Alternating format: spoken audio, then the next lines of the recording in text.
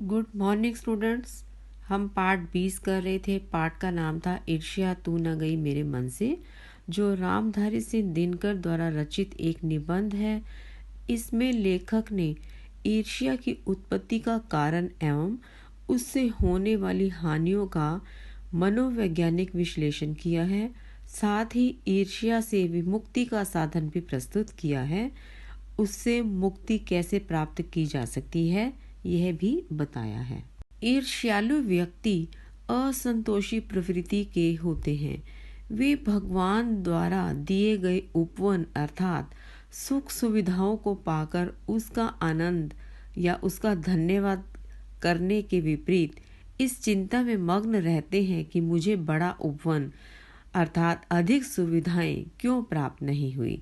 इसके लिए वे लगातार विचार करते हुए अपने उन्नति के प्रयासों को छोड़कर दूसरों को हानि पहुंचाने में लग जाते हैं। इसके आगे हम पाठ पढ़ते हैं। ईर्ष्या का काम जलाना है, मगर सबसे पहले वह उसी को जलाती है जिसके हृदय में उसका जन्म होता है।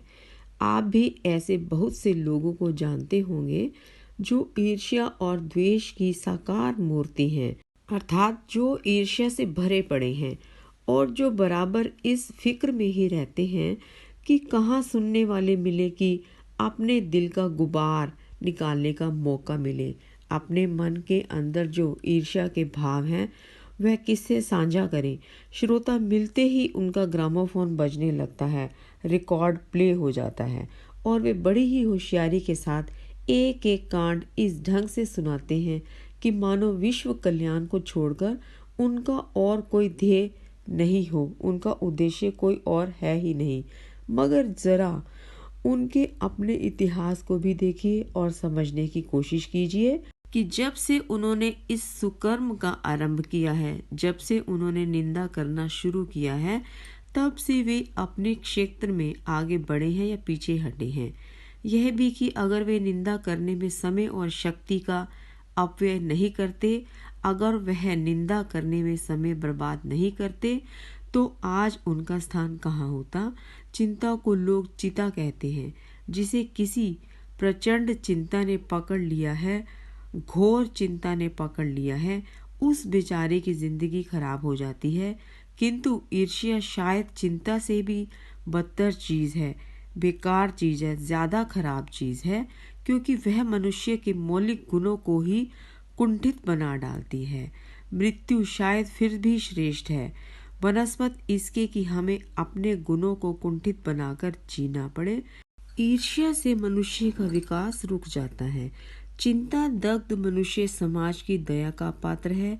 जो चिंता में लगा रहता है सभी लोग उस पर दया करते हैं, किंतु ईर्ष्या से जला भुना आदमी जहर की एक चलती फिरती गठरी के समान है, जो हर जगह वायु को दूषित करती फिरती है।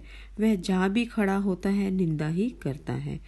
ईर्ष्या मनुष्य का चारित्रिक दोष ही नहीं है, प्रत्युत इससे मनुष्य के आनंद में भी बाधा पड़ती है, बल्कि इससे मनुष्य का आनंद भी चला जाता है। जब भी मनुष्य के हृदय में ईर्ष्या का उदय होता है, अर्थात जब हृदय में ईर्ष्या घर बना लेती है, तो सामने का सूर्य उसे मध्यम सा दिखने लगता है। पक्षियों के गीत में जादू नहीं रह जाता और फूल तो ऐसे हो जाते हैं मानो वे देखने योग्य ही नहीं हो। वह अपने जीवन को नीरस सा बना लेता है।